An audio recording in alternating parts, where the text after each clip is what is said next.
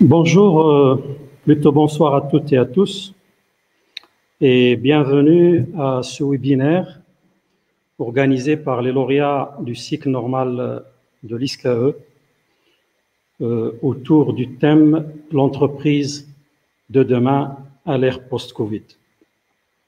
Bienvenue donc à mes condisciples de la 5e promotion.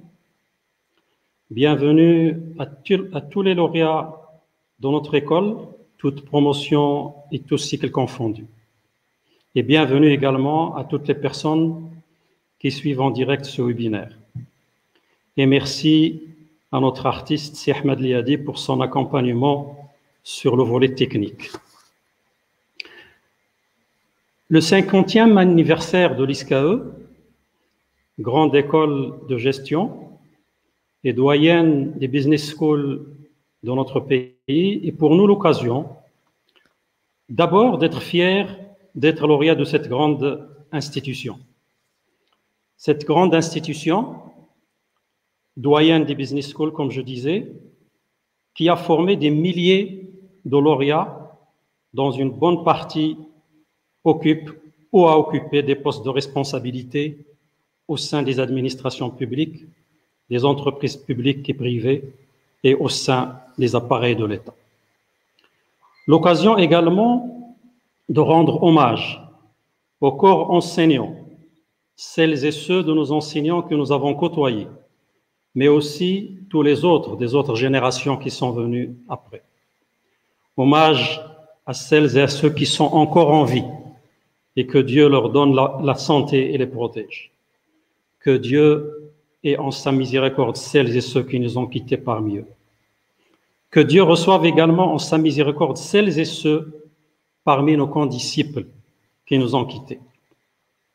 C'est également l'occasion de rendre hommage au staff administratif et au personnel du campus que nous avons, pour nous avoir rendu le séjour et la vie pendant les années de formation des plus agréables. Mes chers amis, les lauréats de la 5e promotion du cycle normal de l'ISCAE célèbrent aujourd'hui le 50e anniversaire de leur école en organisant ce webinaire autour de l'entreprise de demain à l'ère post-Covid.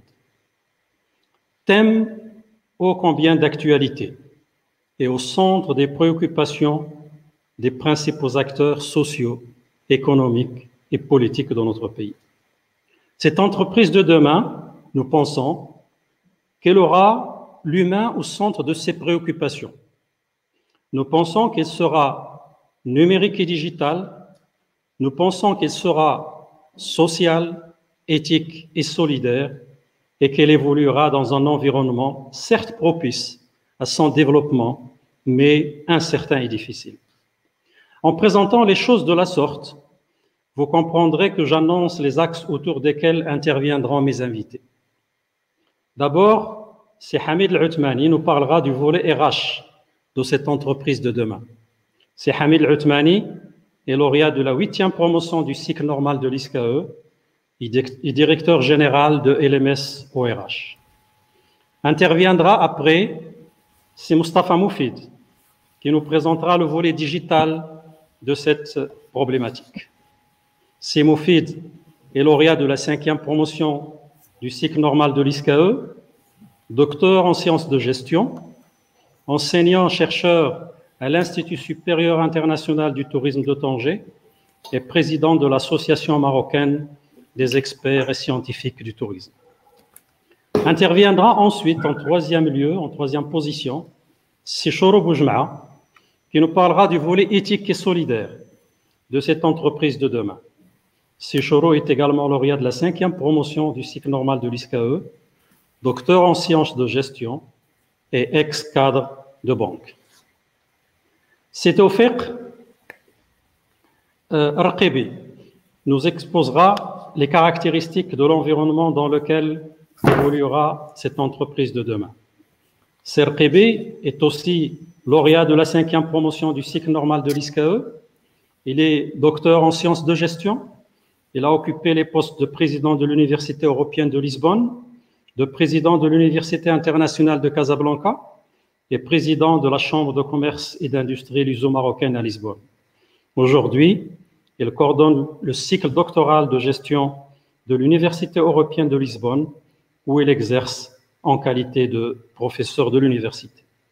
Sans plus tarder, et pour aller dans le vif du sujet, je donne la parole à mon ami Hamid Al-Othmani, qui a 15 minutes, 20 minutes maximum pour nous parler du volet RH de cette entreprise de demain. À toi la parole, c'est Hamid. Merci, c'est Bachir. Merci à mes amis et collègues, aussi bien de ma promotion que des promotions précédentes. Merci pour cette invitation. Et ensemble, faisons de cette 50e anniversaire une année particulière dans la vie de l'ISCAE, bien que ça se passe dans des conditions un peu particulières. Mais nous commençons à avoir un peu plus de visibilité, en tout cas mieux que les mois précédents. Alors, on m'a demandé de m'attaquer, d'aborder la question des RH dans l'ère Covid et comment les choses sont en train de se transformer et se vivre aujourd'hui au quotidien, aussi bien au niveau des directions de ressources humaines ou au niveau de l'entreprise de manière générale, et quels sont les impacts et les implications que tout cela induit sur le quotidien des employés, des cadres et des managers en entreprise. Je voudrais, aborder 3 points qui vont, de mon point de vue, effectivement, subir et connaître un changement très important. Alors, passons sur le fait que le Maroc a fait preuve, effectivement, d'une grande agilité dans la gestion de cette crise et que, contrairement peut-être à ce qu'on a vu dans un certain nombre de pays supposés être avancés, nous avons fait preuve, effectivement, de beaucoup d'adaptation et d'anticipation sur ce volet-là. Et lorsqu'on dit le Maroc, eh ben, il ne s'agit pas simplement de parler d'administration, mais de parler également de la population et de parler aussi de l'entreprise. Hein. Alors, si, et nous l'avons vécu, si auparavant, lorsqu'il y a des ruptures et des changements importants qui se passent à travers le monde, et généralement les plus grandes révolutions, les plus grands changements se passent d'abord aux États-Unis, après passent en Europe, et bon voilà, par la suite, on va retrouver tout ça un peu, se développer un peu partout dans le reste du monde. Aujourd'hui, peut-être, ça peut être initié en Asie, pas forcément aux États-Unis, mais tout cela pour dire que avant, quand je dis avant, il y a à peine une dizaine d'années, 10, 15 ans, on avait du temps pour nous préparer, du temps pour nous organiser et du temps effectivement pour planifier ce qu'il y a lieu de faire. Aujourd'hui, c'est plus le cas. Quand une rupture arrive, que ce soit au niveau technologique, que ce soit au niveau de l'environnement, que ce soit au niveau de la santé, que ce soit au niveau au niveau des systèmes d'information, etc. Eh ben, tout le monde est concerné par cette transformation et ce changement en même temps, et nous l'avons vécu. Donc, le temps dont on disposait auparavant, aujourd'hui, n'existe plus. Donc, il va falloir être très réactif, même pas réactif, il faut être proactif, etc. Donc, ça, c'est un volet fondamental. Je crois que la première transformation que nous sommes en train de vivre aujourd'hui, et nous la connaissons, nous commençons à la sentir arriver au jour le jour au niveau d'entreprise, c'est le changement du contrat social. Le contrat social, à la date d'aujourd'hui, était basé sur, effectivement, un rapport au sein de l'entreprise entre un employeur et un employé. Donc, tout ça matérialisé dans un CDI ou dans un CDD. Dans l'avenir, l'entreprise n'aura plus besoin de poste. Et quand on dit l'entreprise n'aura plus besoin de poste, c'est une transformation radicale, aussi bien sur le plan de l'organisation, de la structure et aussi des mentalités. Parce que ce à quoi on a été habitué, ce à quoi on est formé, nous formons des directeurs financiers. Eh bien, et il y a des écoles qui forment des directeurs financiers. Nous formons des directeurs marketing et il y a des écoles qui forment des directeurs marketing. Et on fait tout un parcours pour apprendre effectivement les contours, les missions et les activités de ce poste. Eh bien, demain, l'entreprise n'aura plus besoin de poste. Et imaginons une organisation sans poste. Une organisation où le besoin va être beaucoup plus centré sur des compétences.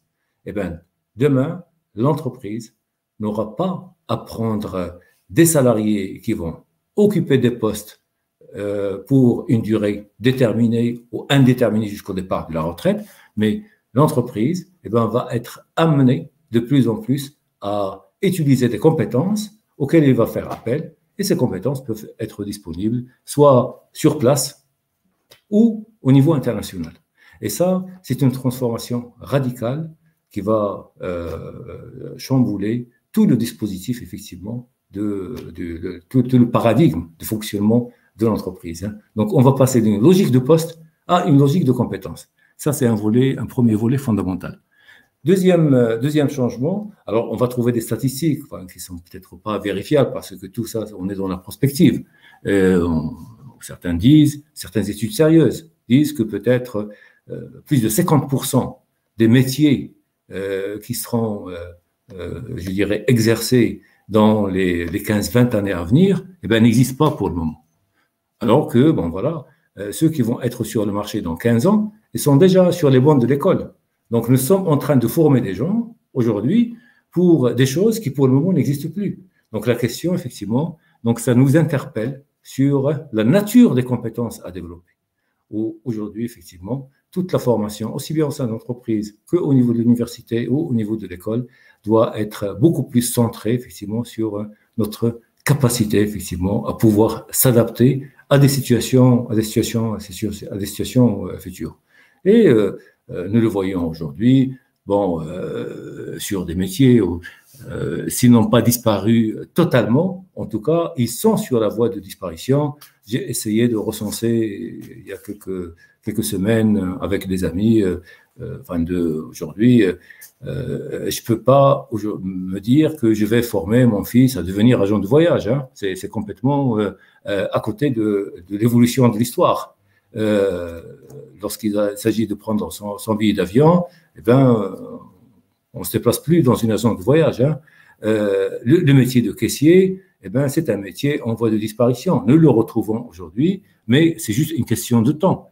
Le cuisinier dans la restauration rapide, ça également, c'est un métier qui va disparaître. Le facteur de courrier, ceux de ma génération, la 5e et la 8e promotion, on était sur les bancs de l'école à la fin des années 70 et début des années 80. Nous savons très bien ce que c'est que rédiger un courrier, recevoir un courrier, une enveloppe, un timbre postal, etc. Aujourd'hui, ça fait partie de notre ère. L'ouvrier dans énormément de secteurs, dans le textile et dans autres domaines, dans le domaine de la presse, les télévendeurs aujourd'hui, même si on dit le télévendeur, à la limite, c'est un métier qui n'existait pas il y a quelques années. Aujourd'hui, dans le secteur de l'offshoring, il est présent de manière forte. Mais là également, c'est une question de temps où nous allons avoir, je dirais, tous les télévendeurs aujourd'hui qui vont être remplacés par les marketplaces qui sont en train de se développer à tous les niveaux, etc. Alors, et à côté de cela, il faut ajouter tous les métiers d'assemblage. Lorsqu'on dit tous les métiers d'assemblage, alors c'est tout le secteur industriel qui est concerné, l'automobile, l'aéronautique, etc. Dès qu'il y a lieu effectivement d'assembler de pièces, ce métier n'existera plus. Donc, on est véritablement dans un schéma où les métiers sont en train de connaître une révolution profonde et importante. Et dernier point que je voudrais développer, c'est la nature, effectivement, de la réflexion et du travail, aujourd'hui, exigé au sein de l'entreprise. Alors, dans l'entreprise, pour avoir un fonctionnement qui peut assurer la pérennité, il y a lieu premièrement, il y a lieu de se concentrer sur le business, il y a lieu de se concentrer sur l'optimisation, il y a lieu, effectivement, de développer son marché, il y a lieu de gérer ses clients, il y a lieu de s'occuper de l'opérationnel. Alors, c'est ce qu'on peut appeler, effectivement, la gestion de l'existant, de l'actuel, parce que c'est là où on va avoir notre trésorerie, c'est là où on va avoir notre survie, et c'est avec ça qu'on va payer peut-être nos impôts, nos salaires, etc. Ça, c'est, Or, aujourd'hui, au niveau de l'entreprise, donc au-delà de ce travail qui peut être effectué de la main droite, ben, il y a lieu d'effectuer parallèlement un autre travail, aussi important, sinon plus important, par la main gauche, c'est comment se préoccuper du futur. Donc, où je dois avoir une concentration aussi bien sur l'actuel que sur le futur. Or, ce qui se passe malheureusement, c'est que les compétences qui sont exigées pour la gestion du quotidien et de l'opérationnel et la gestion du futur, ce sont deux compétences très difficiles, effectivement, à pouvoir combiner auprès d'un même individu ou en tout cas auprès d'une seule personne. Parce que les exigences sont différentes et la nature, effectivement, la nature du travail est différente. Et aujourd'hui, dans toute entreprise, je dois avoir effectivement ce fonctionnement qu'on appelle ambidextre, où il y a lieu de travailler aussi bien l'actuel, donc de développer les compétences d'actuel, mais en même temps, effectivement, développer des compétences du futur et avoir des gens qui sont là, mais qui ne vivent pas le présent, qui sont dans l'entreprise, mais qui ne sont pas en 2021 et ils doivent avoir impérativement 4, 5, 6 ans d'avance sur le reste de l'entreprise parce qu'ils sont en train de préparer l'avenir. Donc voilà les points importants que je voudrais partager avec vous et nous pouvons revenir au débat tout à l'heure pour approfondir ces différentes questions et autres. Et je vous remercie, Sidi Bachir.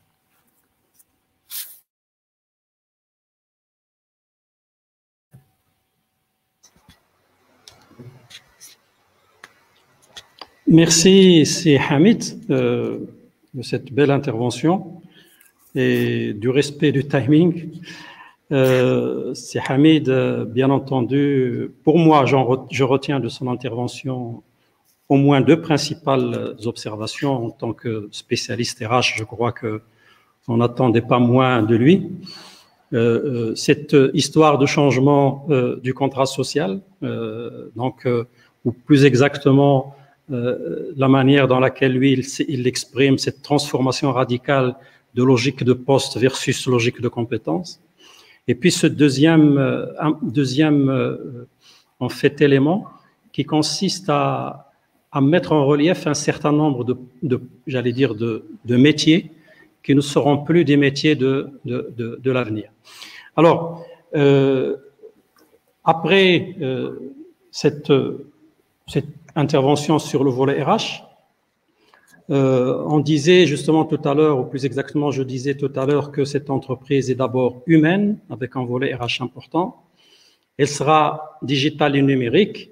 Et on arrive donc à Mustapha Moufid qui nous parlera de cette partie-là, de la digitalisation et de la numérisation de l'entreprise de demain. C'est Mustapha. Bon, donc, merci. Donc, je disais que, contrairement à Atmani, qui est un expert du volet RH, moi, je ne suis pas du tout un expert de la digitalisation et des nouvelles technologies. Je suis professeur de finance, mais j'ai accepté le thème qui m'a été affecté par Sidi Bachir.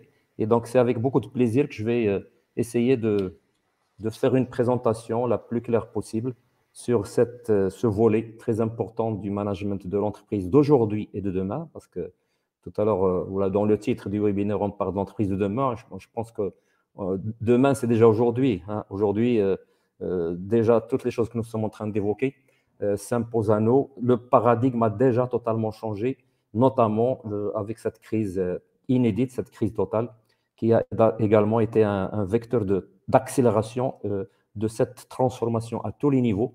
Et moi, je vais essayer donc d'aborder ce volet de la transformation digitale, qu'on peut appeler aussi transformation numérique. Je reviendrai peut-être sur les nuances. Alors, le thème étant un terme très technique, j'ai estimé utile peut-être de m'appuyer sur un diaporama que je vais partager avec vous. Donc, je demande l'autorisation à notre technicien de m'assister à ce niveau-là. Alors, donc, je disais, nous sommes évidemment devant une thématique très technique. La crise actuelle a totalement accéléré la transformation de l'entreprise à tous les niveaux. Et donc, sur le niveau digital, les concepts, disons, de business model inédits les concepts de plateformisation et de collaborativité se sont imposés.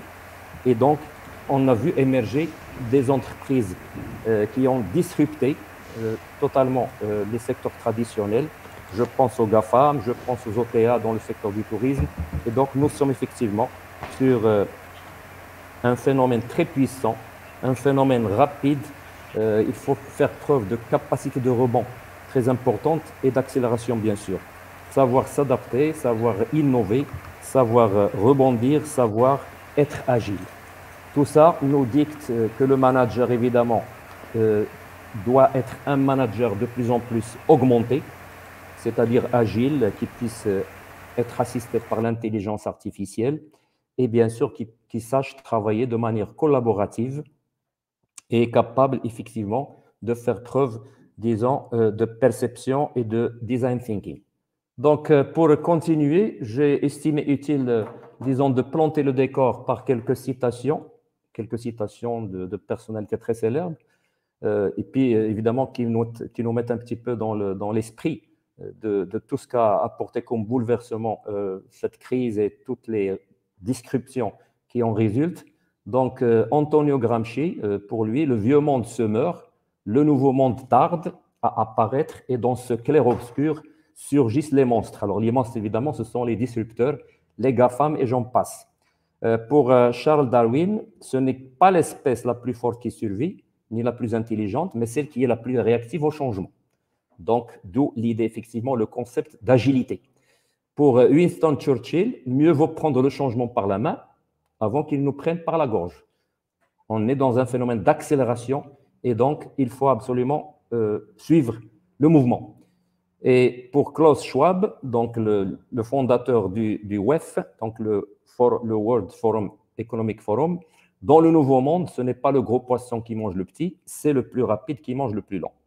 Tout ça pour dire au final qu'avec la crise actuelle, rien ne sera comme avant.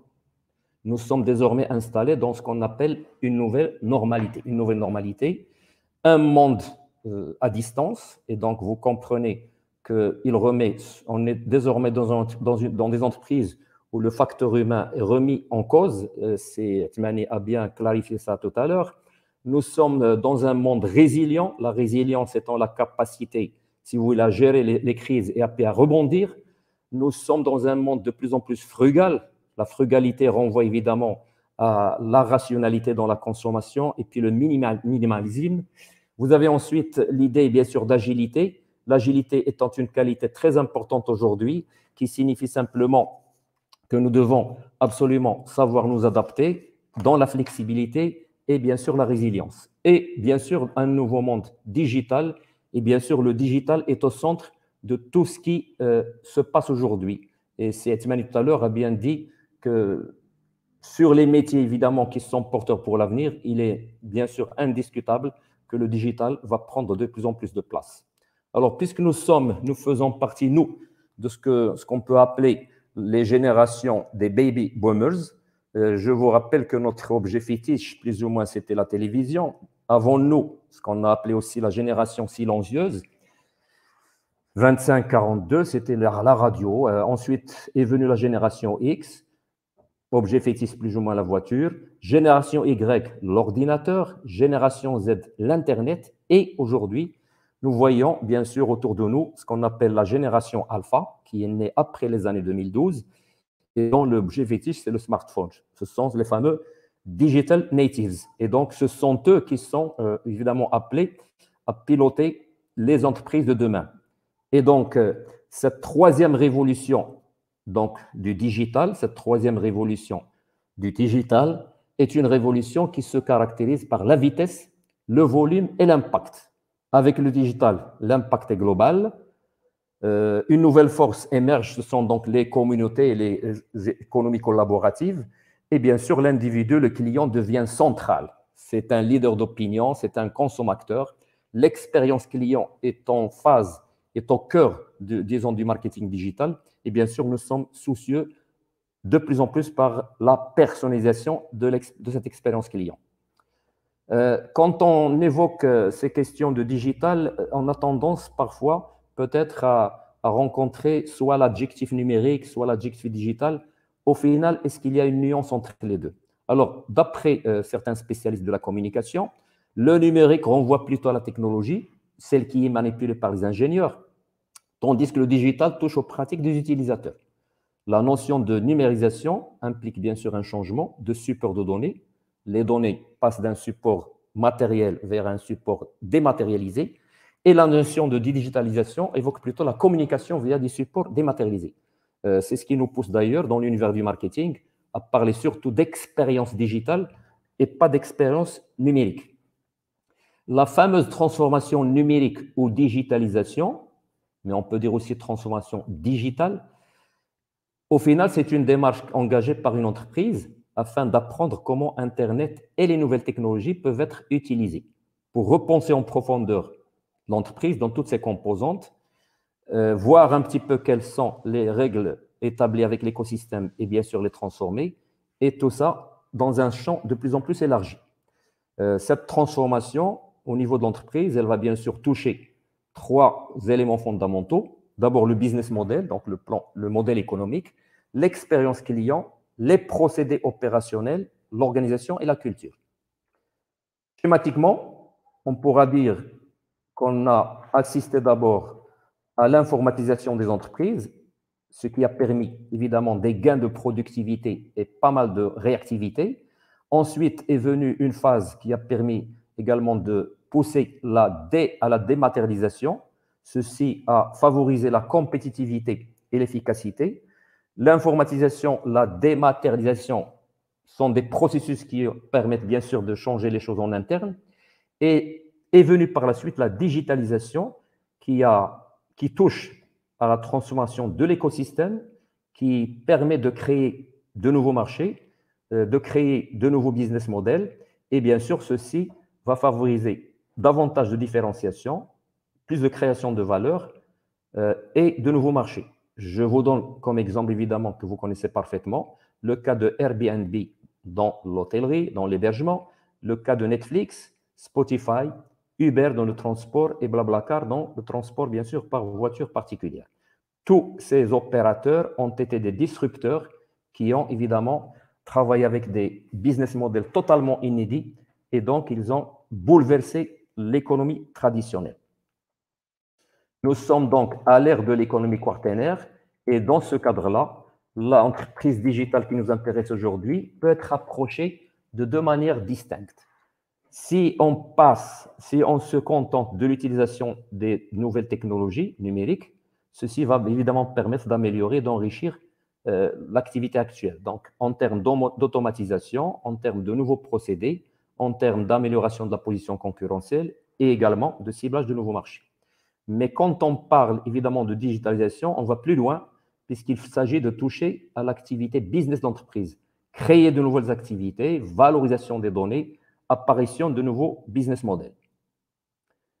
D'une part, on peut parler d'innovation incrémentale et d'autre part, il s'agira de ce qu'on appellera innovation disruptive.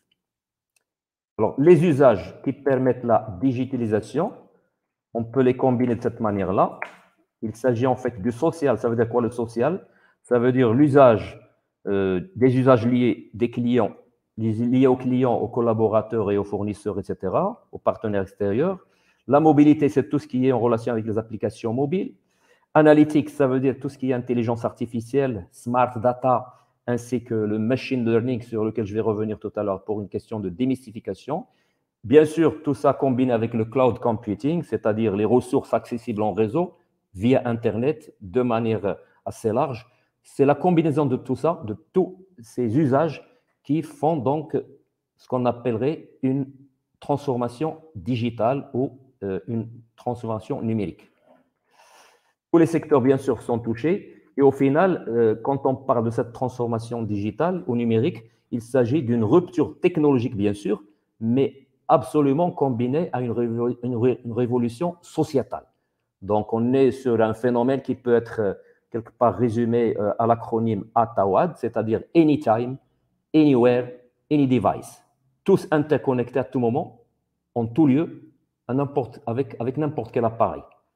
C'est évidemment un changement de paradigme total, puisque ce phénomène de disruption par le digital est peut-être due à une quintuple radicalité, le changement de dimension temporelle grâce à Internet qui abolit le temps, l'évolution de la dimension spatiale, les technologies mobiles, l'université d'Internet qui permet l'accès à la multitude, Internet abolit les limites de l'audience, la notion d'Internet des objets, Internet of Things, avec la rencontre évidemment du monde physique et du monde digital, virtuel, et ce qu'on peut appeler aussi la fongibilité, c'est-à-dire la faculté de quelque chose à être modifié.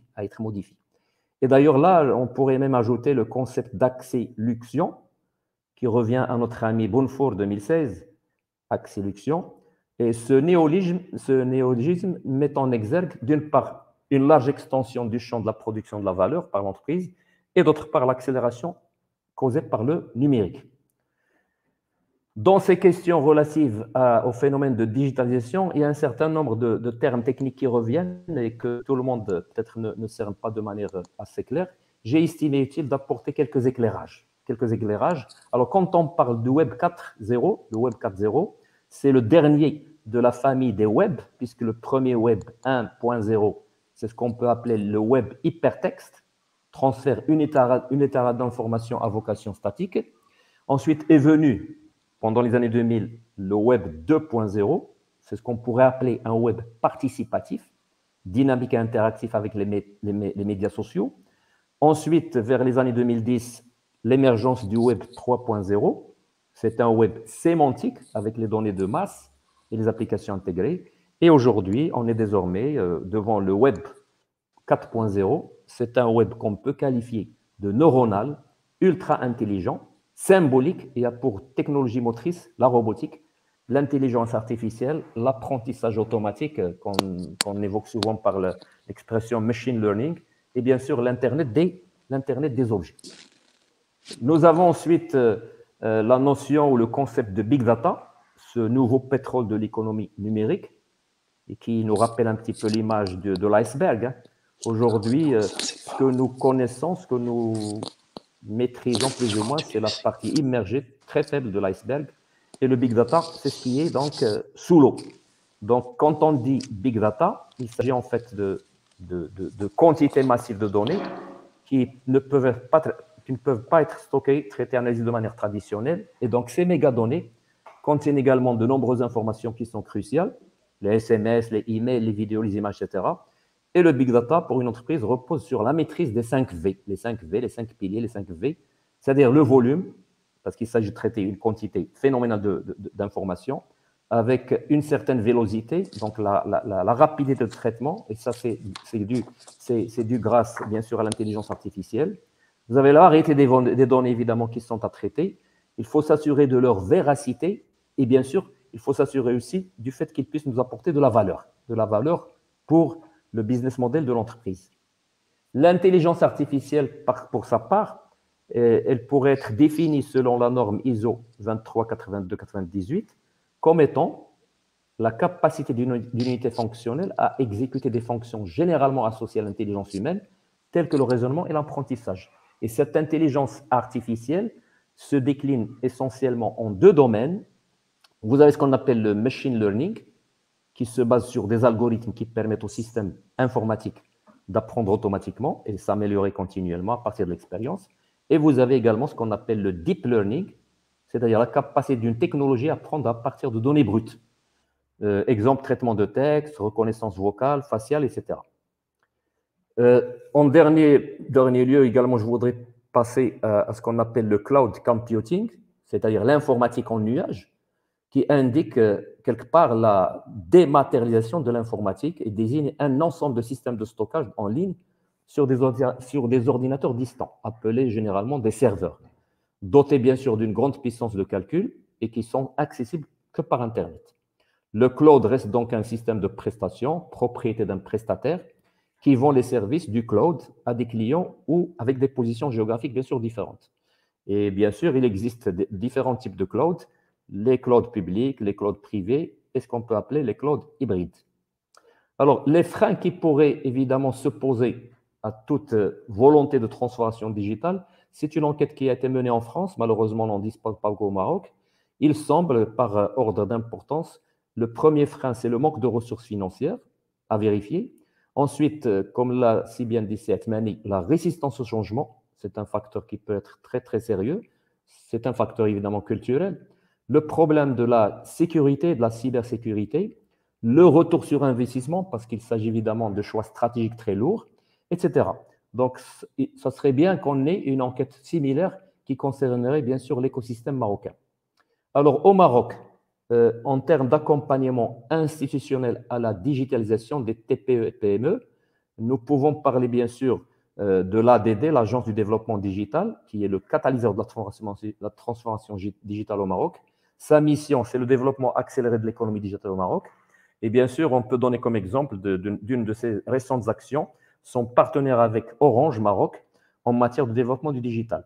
Nous avons également chaque année, depuis à peu près 3-4 années, je pense, la caravane PME Inouï, en collaboration avec la Chambre française de commerce et d'industrie du Maroc, qui sillonne un certain nombre de villes afin de sensibiliser et d'accompagner les entreprises dans leur transformation numérique par la mobilisation de spécialistes et de jeunes entrepreneurs, la mise à disposition de ces gens-là d'un certain mix technologique et bien sûr l'accompagnement en proposant des solutions d'hébergement. Maroc PME, pour sa part, propose un certain nombre de conditions pour être éligible à un accompagnement et un financement pour la transformation numérique. Il s'agit donc, ça concerne les entreprises existantes ou en amorçage, dont le chiffre d'affaires annuel est inférieur nécessairement à 200 millions de dirhams. C'est le secteur industriel ou une activité qui est liée à l'industrie, donc les services apparemment ne sont pas concernés. Quels sont les besoins qui sont financés ici? Donc, acquisition de solutions informatiques, accès à des services en mode cloud, mise en place de sites e-commerce et déploiement d'une stratégie digitale. Alors, pour le pourcentage de la prise en charge au niveau du coût de la prestation, apparemment, c'est 80% pour les PME. Mustafa, tu pourras peut-être abréger parce que… Oui, c'est très bien. Alors, constat, pas moins de 30% des TPE marocaines auraient mis à profit la crise actuelle afin de se digitaliser davantage. Je vous rappelle aussi que les coopératives au Maroc ont pu également bénéficier d'un apport et d'un accompagnement en termes de transformation digitale. On en ressent ce cas à peu près 45, qui ont donc eu un certain nombre un appui de la part du PNUD et de certaines associations marocaines. Et maintenant, bien sûr, par rapport au secteur qui m'intéresse de près, l'hôtellerie, vous savez très bien que c'est un secteur qui est très avancé en termes de digitalisation. Là, j'ai repris quelques idées pour vous parler, évidemment, des TO qui font le secteur aujourd'hui, donc les comparateurs, les MetaSearch, les OTA, les agences disons en ligne, Booking, Expedia, l'hébergement Airbnb. Alors, un certain nombre d'outils, évidemment, sont utilisés dans le secteur de l'hôtellerie où font la transformation digitale en hôtellerie. Vous avez plein d'applications ici que je n'ai peut-être pas le temps de développer puisque ce diaporama, de toute façon, on va le faire parvenir à qui s'intéresse. Donc, vous avez bien sûr toutes les opérations en interne qui sont digitalisées. Vous avez les technologies in-room, vous avez les PMS, vous avez le CRM, le revenue management, la robotisation, etc. J'ai tenu à citer évidemment 2 entreprises que nous connaissons tous. C'est Accor au niveau de l'hébergement, au niveau de l'hôtellerie, pour lequel les données sont de l'or blanc. Accor a depuis très longtemps mis en place une stratégie donnée en exemple, une stratégie de transformation digitale donnée en exemple sur un certain nombre de volets. Et vous avez une entreprise nationale, c'est Atlas Voyage, qui est considérée comme étant actuellement une entreprise pratiquement, une agence marocaine pratiquement 100% digitale, avec bien sûr une plateforme qui est donnée en exemple. Et juste pour le chiffre, Atlas Voyage a recruté en 2016 une quinzaine d'ingénieurs qui ont constitué une task force spécialisée et qui ont donc assuré de manière assez honorable sa transformation numérique. Je vous remercie beaucoup de votre attention. Merci beaucoup à vous. Merci. Merci beaucoup, Mustafa Moufid. Bon, je demanderai gentiment à Si Tawfiq Arqibi de nous parler de l'environnement dans lequel évoluera l'entreprise de demain à l'ère post-Covid. Si Tawfiq, à toi la parole. Oui, merci, c'est Mohamed. Je voudrais tout d'abord vous dire toute ma joie, mon plaisir et ma fierté d'être parmi vous ce soir. sur ce webinaire qui reflète un petit peu l'envie de participer à cette commémoration du 50e anniversaire de l'ISCAE. Et si vous me le permettez, je tiens à féliciter d'abord un certain nombre de personnes qui ont été à l'origine de la constitution ou de la reconstitution, disons, de cette 5e promotion dans les temps modernes, notamment c'est Hamid Sabouni qui était à l'origine du premier groupe webinar avec l'aide bien sûr de Sesrel Hassan, Srel Mustafa et d'autres. Et je tiens particulièrement ce soir à remercier Sidi Ahmed El-Bachir qui a fait un grand effort pour organiser ce webinaire. Et donc, mes félicitations pour cette première expérience qui, j'espère, sera un départ pour d'autres expériences. Moi, j'avais préparé une présentation, mais malheureusement, quand j'ai essayé de la partager, lorsqu'on s'était connecté pour faire les essais de départ, j'ai eu quelques difficultés, donc je préfère ne pas courir le risque pour ne pas perdre le temps, puisque le temps est compté. À vrai dire, mon intervention est généraliste, hein, donc elle touche à l'environnement. Et du coup, elle a été facilitée par les deux premiers intervenants, Salah Othmani ou Simoufil, qui ont brillamment abordé les volets ressources humaines et volets technologie. Donc, ça me facilite un petit peu la tâche, mais ça me le complique parce que ça me retire énormément d'informations que j'aurais pu apporter, mais que je n'apporterai pas parce qu'ils ont été très, très bien exposés par mes prédécesseurs. Donc, je voudrais aussi vous dire que ne vous étonnez pas, moi, dans mon activité professionnelle, la langue portugaise, c'est ma langue au quotidien, ça dure depuis bientôt 40 ans. Donc, ne vous étonnez pas si à un moment ou à un autre, sans le vouloir, j'utilise une expression ou un mot en langue portugaise, c'est vraiment involontaire, donc mes excuses anticipées. Donc, qu'est-ce que j'avais prévu pour ce soir?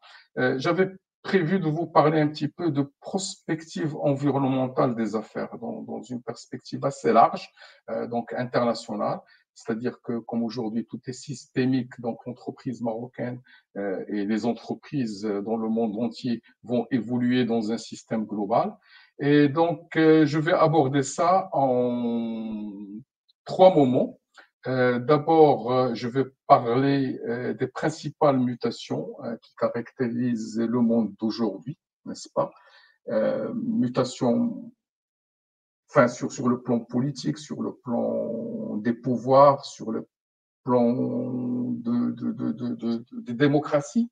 Et puis, j'aborderai les enjeux. Et là, j'aborderai les enjeux géostratégiques et géopolitiques, scientifiques et technologiques dans une moindre proportion, puisque si Mustafa Moufid a très bien exposé les principaux aspects de ces enjeux-là. Je vais parler un petit peu également des enjeux économiques et sociaux sans trop m'allonger puisque Sishoro, je suppose tout à l'heure, vous en parlera avec plus de détails. Et de la même façon aussi, je ne vais pas trop me prolonger sur le développement durable puisque aussi Sishoro va en parler. Finalement, je vais terminer avec une question. Quel avenir peut-on attendre pour notre pays et pour nos entreprises, donc nos entreprises marocaines? Première question ou sous-question, question dérivée, comment récupérer le temps perdu? Et finalement, si le Maroc doit, dans ce contexte international, recadrer ses alliances avec les différents pays du monde. Donc, on va commencer par les mutations. Bien sûr, on parle depuis quelques décennies de globalisation, de mondialisation. Si je ne me trompe pas, le terme globalisation a été utilisé pour la première fois au début des années 80 par un certain Michael Porter qui faisait encore ses débuts, hein, donc qui est devenu l'une des références de la pensée stratégique du XXIe siècle. Cette expression globalisation a été traduite en France par mondialisation, et du coup il y avait une certaine confusion entre les deux expressions, ne sachant plus également où placer l'expression ou le mot internationalisation. En fait, la mondialisation représente le démantèlement des frontières et la libre circulation des capitaux et des biens et des marchandises et peut-être même des hommes, alors que la globalisation touche essentiellement l'organisation de la chaîne de valeur à l'échelle planétaire, donc et la naissance des entreprises globales qui sont transversales au monde entier, donc qui coordonnent cette chaîne de valeur et qui coordonnent un certain nombre de réseaux d'information. L'internationalisation, pour sa part, à mon avis, elle mesurera à peine la participation d'une économie ou d'une entreprise dans les deux premières terminologies, c'est-à-dire mondialisation et globalisation. Bon, l'idée, c'est que la globalisation puisse créer un jour ce qu'on appelle le citoyen du monde, mais il y a énormément d'ambiguïté face aux évolutions qu'on a constatées lors de la dernière décennie. Donc, on est éloigné de ce concept du citoyen du monde. Je me rappelle, Léopold Sédar Senghor disait que l'avenir de l'humanité était dans le métissage, c'est-à-dire construire un citoyen du monde unique, représentatif enfin de toutes les tendances. Bon, on est loin du compte. Aujourd'hui, on assiste à un néoprotectionnisme, on assiste à des régionalismes, on assiste à des mouvements indépendantistes, on assiste à des mouvements ethnocentriques, on assiste à des courants populistes. Enfin, il y a toute une panoplie, disons, de tendances qui freinent, disons, cette tendance à la mondialisation et à la globalisation.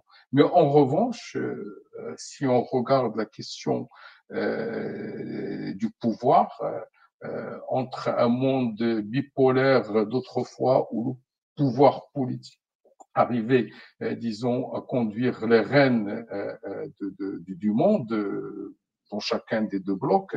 Aujourd'hui, le monde, non seulement il est multipolaire, mais les pouvoirs commencent à échapper d'une façon systématique au pouvoir politique, puisque aujourd'hui, d'ailleurs cette semaine, on a eu la réunion du G7, donc qui était en train de réfléchir sur ce que va devenir demain, les décisions qui vont être prises en marge, disons, de toute participation des représentations parlementaires des différents pays du monde. Idem pour le Fonds monétaire international, par exemple, que lorsqu'il intervient dans une économie ou dans un pays, il impose ses règles. Quand on regarde même l'Union européenne, bon, les principales décisions ne sont pas prises au niveau des parlements des pays membres. Les principales décisions sont prises au niveau de la Commission européenne, de la Banque centrale européenne et éventuellement du Parlement européen.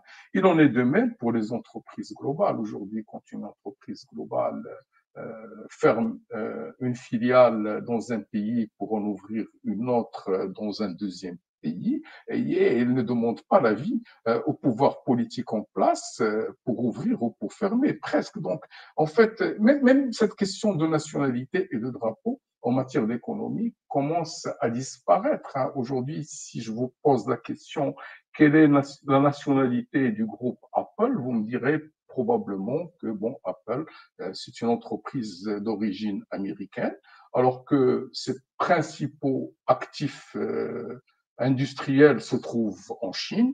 Probablement son marché le plus important est en Europe, alors que ses actionnaires, en mettant de côté peut-être les actionnaires physiques connus, sont des fonds d'investissement. Et quand on regarde derrière ces fonds d'investissement, on trouve peut-être des Russes, des Moyen-Orientaux, etc., etc. Donc, Apple est probablement américaine du point de vue de son origine. Elle est chinoise du point de vue de son système de production, européenne du point de vue de son marché, et qui sait, russe ou chinoise également du point de vue de ses capitaux. Donc, ces nouveaux pouvoirs conditionnent, bien entendu, le modèle démocratique tel que nous le connaissons et tel qu'il était défendu par Montesquieu lorsqu'il parlait de la séparation des pouvoirs.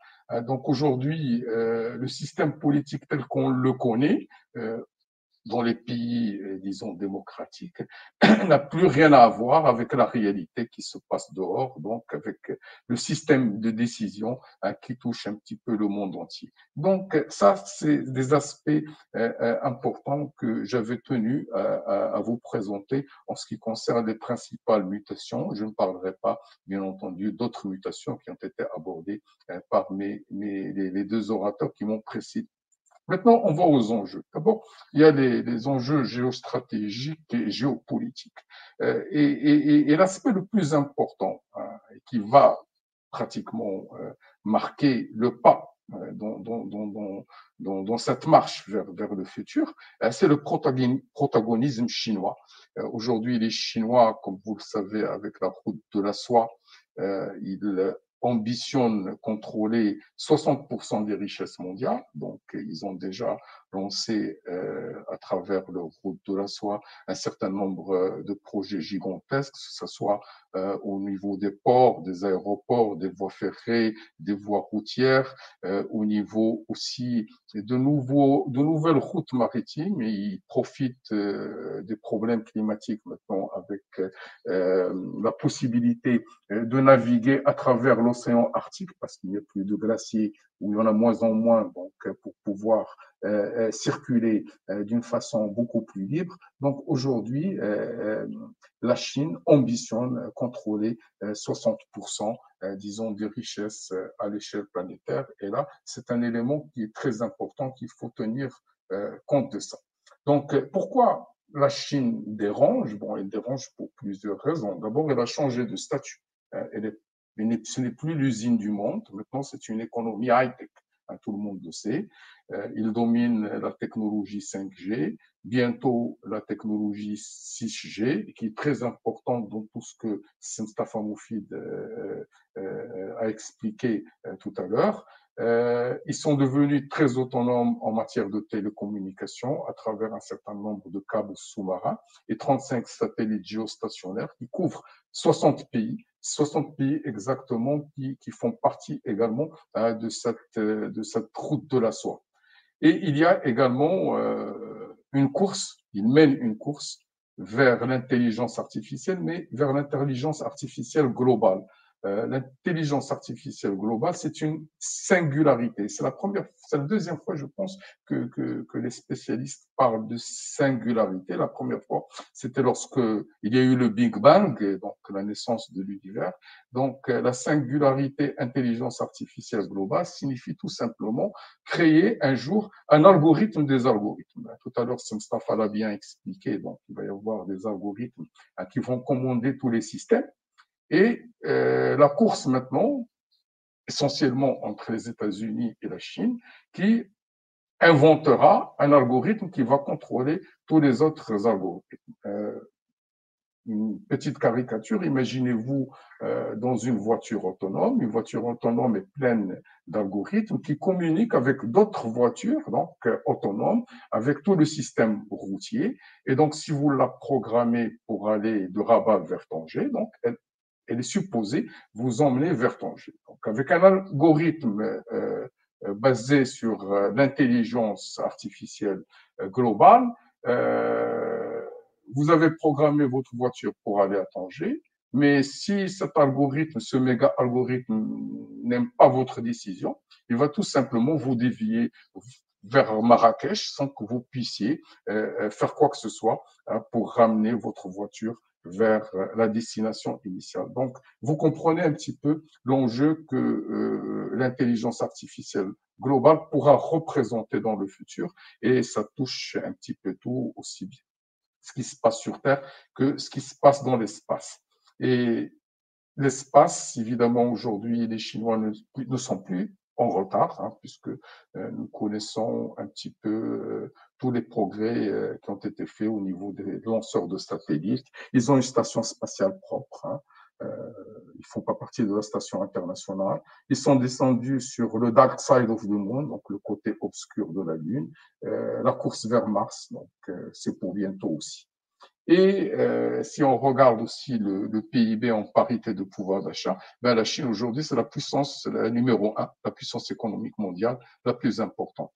Et le taux de croissance du PIB chinois signifie que l'économie chinoise double tous les 10 ans. Donc aujourd'hui, il y a 400 millions de Chinois considérés comme des Chinois de classe moyenne avec un certain pouvoir d'achat.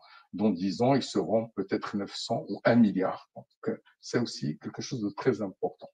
Quand on regarde les finances et le top 5 des banques les plus importantes dans l'optique des actifs, ben 4 banques sur ce top 5 sont chinoises.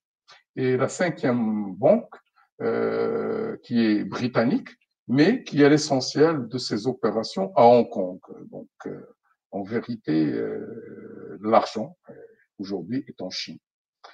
Sans oublier que la Chine est également le plus grand créancier des États-Unis. Et il y a une diaspora chinoise qui est énorme et qui joue un rôle important pour que la Chine puisse tisser sa toile un peu partout et ajouter à cela son pouvoir militaire qui est impressionnant. Alors, en contraste par rapport à tout ça, nous avons une Europe en perte de vitesse, n'est-ce pas, et un Japon à la traîne. Donc, demain, je ne pense pas que la société sera une société d'influence occidentale, comme c'était le cas au XXe siècle et au début du XXIe siècle, mais ça va être une société avant tout d'influence orientale et, comme je dis orientale, d'influence chinoise. Alors, pour les enjeux, je vais vous présenter un certain nombre d'aspects qui vont marquer notre futur. Je ne parlerai pas de digital et du numérique, puisque il a été largement bien expliqué par mon ami Mustapha Moufid. Je parlerai essentiellement sans rentrer dans le détail, puisque moi-même je ne suis pas spécialiste de ces aspects-là. Il y a les nanotechnologies donc, qui vont faire la différence. L'informatique quantique. Tout à l'heure, Mustapha parlait des big data et de la quantité impressionnante d'informations qui est traitée par les ordinateurs. Aujourd'hui, l'informatique quantique, il y a apparemment à peine 2 ordinateurs pour le moment, un aux États-Unis et un autre en Chine, qui permettent de traiter en une journée ce que le plus puissant des ordinateurs aujourd'hui ne pourra traiter que dans quelques années. Donc, effectivement, il y a ici une transition très importante. Il y a l'impression 3D et 4D, donc à 3 dimensions et 4 dimensions. 4 dimensions, c'est des objets qui changent de forme, de couleur en fonction d'un certain nombre d'aspects liés à l'environnement. Donc l'économie d'échelle elle-même, à travers l'impression 3D et 4D, est remise en cause. Il y a les transports intelligents, la logistique de nouvelle génération, la robotique aussi de nouvelle génération, les réalités virtuelles et augmentées, l'industrie 4.0, qui est très semblable au Web 4.0 qui a été expliqué par Mustapha il y a un moment. Et bientôt, on parlera de l'industrie 5.0, la crypto-monnaie, la banque numérique, le génome et les thérapies géniques qui vont changer complètement le panorama de l'industrie pharmaceutique à l'échelle mondiale, la télémédecine, l'école du futur et le e-learning, les avancées en matière de conquête spatiale et leur impact sur l'économie, et puis bien entendu les prochaines politiques environnementales et de développement durable, donc sur lesquelles je ne vais pas me prolonger. Alors, sur le plan économique et social, il ne faut pas oublier qu'il y a une espérance de vie substantiellement plus importante, il y a un vieillissement accentué des populations, donc c'est un problème qui va se poser avec une grande acuité. Il se pose déjà, donc il se posera davantage dans les temps qui viennent. La redéfinition du rapport entre l'homme et la machine, n'est-ce pas? Tout à l'heure, on a parlé des emplois qui n'existent pas encore, hein, parce que vraisemblablement, on ne sait pas quel type ou quel profil auront les postes de travail dans 15-20 ans. Mais la Banque mondiale nous dit que dans le cas du Maroc, 5 emplois sur 10 risquent d'être automatisés dans les 10 prochaines années. Donc, il y a la moitié des emplois qui vont sauter. Et s'ils sautent, il faut bien nous y préparer dès maintenant. Et puis, il y a le repositionnement ou le positionnement sur les chaînes de valeur, parce que les chaînes de valeur changent, elles sont dynamiques, leur coordination est d'un autre niveau. Et en ce moment, la sous-traitance telle qu'on la connaît, hein, probablement, elle n'existera plus dans les toutes prochaines années. Alors, pour le développement durable aussi, je ne vais pas m'allonger.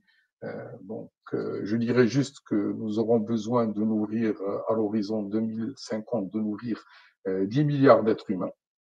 On est autour de 6,5 milliards aujourd'hui. Et les ressources annuelles que le globe terrestre arrive à produire suffisent aujourd'hui à peine à alimenter 8 mois. Donc, on a un déficit de 4 mois en termes de production.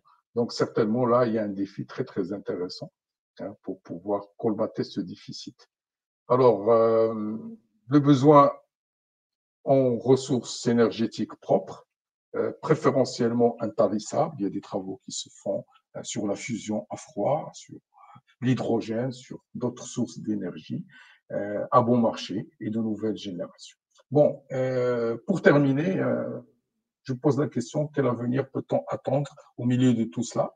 Quand je dis au milieu de tout cela, pas seulement ce que je viens de dire, mais également ce qui a été très bien dit par mes prédécesseurs. Quel avenir peut-on attendre pour notre pays et pour nos entreprises?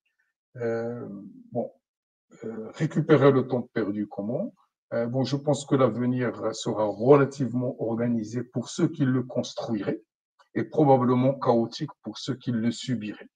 Et si on se on se met dans une position où on va subir, disons, l'avenir, eh ben, cet avenir va être chaotique pour le Maroc. Donc, autant y participer dès maintenant.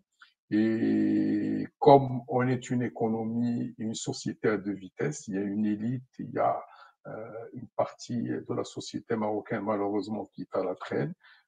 Donc, il ne faut pas attendre que tout le monde passe au rang de l'élite. Il faut que l'élite commence à travailler dès maintenant pour pouvoir, je dirais, accrocher notre module au vaisseau du progrès. Est-ce qu'il y a un raccourci pour pouvoir le faire? C'est une question. D'ailleurs, peut-être au niveau du débat, on peut en parler. Finalement, le Maroc a certainement besoin de ses partenaires. Il ne peut pas faire cette transition tout seul.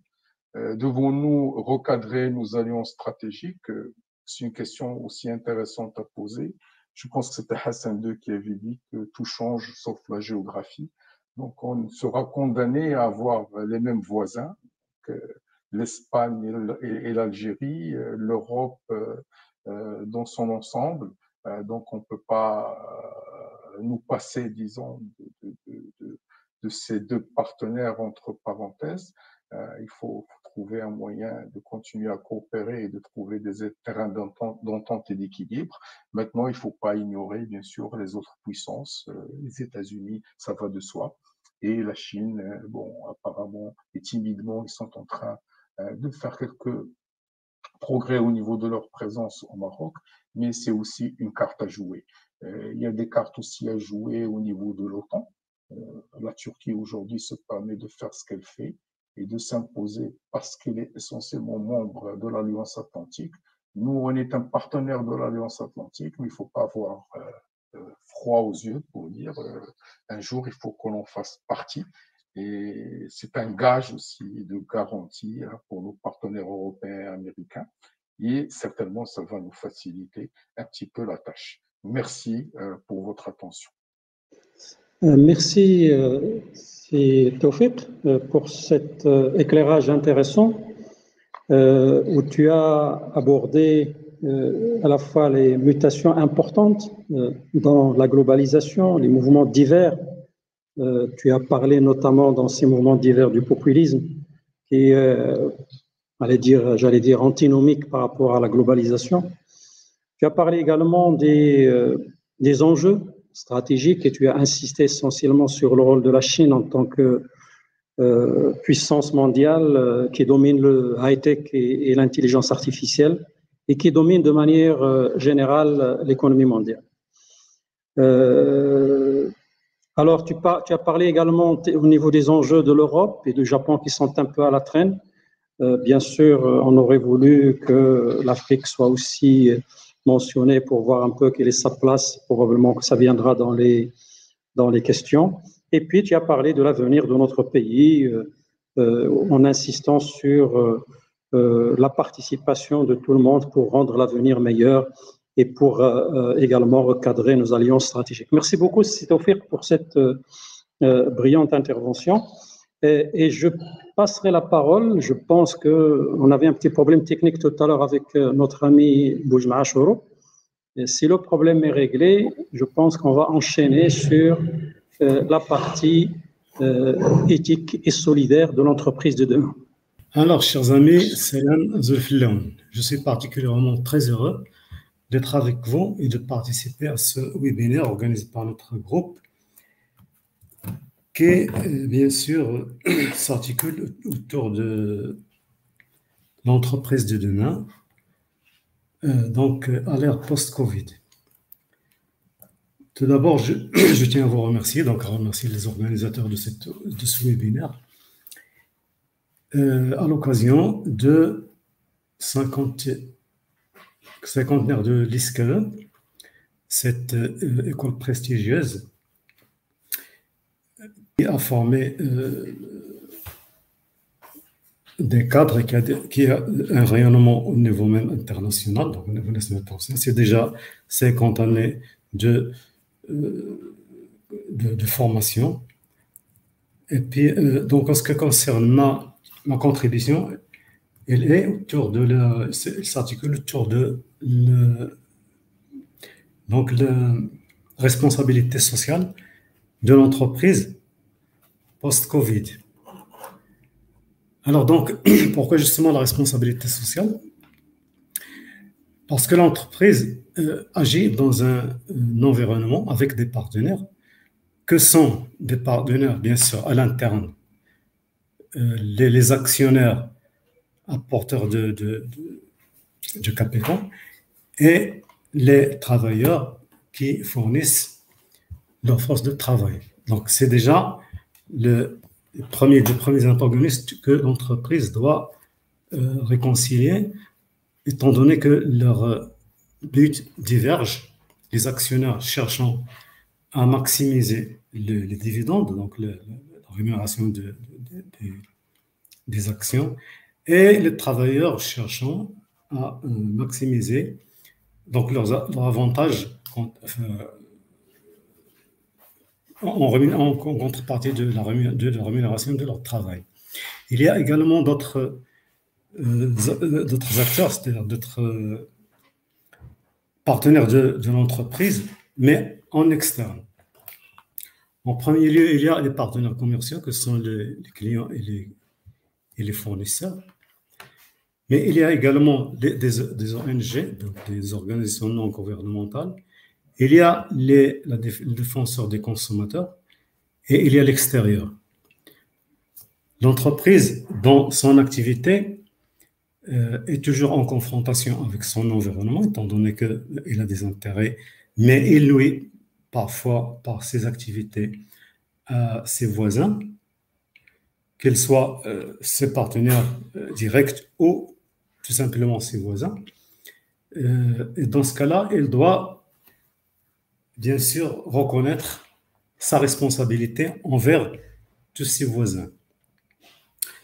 Alors, la responsabilité sociale de l'entreprise, sans rentrer dans des concepts théoriques ou là dans diverses définitions, je dis seulement que si, pour l'entreprise, l'acceptation de sa responsabilité dans tout ce que son activité peut causer comme ennui aux autres. Donc, l'entreprise étant l'unité de base de production Il agit, bien sûr, en collaboration et en cohabitation avec d'autres acteurs en interne et en externe. Alors, de cette activité peuvent surgir des heurts, des conflits d'intérêts des uns et des autres. Jusqu'à maintenant, il y a une certaine, disons, une situation qui avait prévalu jusqu'à la moitié du siècle dernier, quand l'entreprise, même après les 30 glorieuses, l'entreprise n'avait pas beaucoup de comptes à rendre à son voisinage. Mais depuis donc les 30 glorieuses, donc depuis pratiquement les années 60-70, il y a une prise de conscience de le voisinage d'entreprise, que ce soit en interne ou en externe, surtout de la part des consommateurs, qu'il faut absolument, disons que l'entreprise assume un certain nombre de responsabilités pour ne pas tomber dans des situations conflictuelles telles que ce qu'on voit actuellement sur l'écran. Donc, il y a une certaine prévalence du capital dans la répartition des richesses, une négligence du rôle de travail dans la création de cette richesse. Il y a un certain mépris, une arrogance de la part des actionnaires ou là des propriétaires de l'entreprise, et un sentiment d'injustice et de revendication de la part des travailleurs. Alors, il faut donc trouver une solution à ce genre de situation conflictuelle. Et comment? C'est là où effectivement intervient la responsabilité, ou plutôt le concept de la responsabilité de l'entreprise, qui a vu, disons, le jour, qui intéresse les concepteurs depuis pratiquement le début des années 60, et ça prend de plus en plus d'ampleur. Alors, donc, il y a, depuis l'évolution des droits humains dans tous les domaines, il y a une prise de conscience de la réclamation de droits, donc droit à l'égalité et droit au bonheur de tous comment dirais-je, les partenaires de l'entreprise.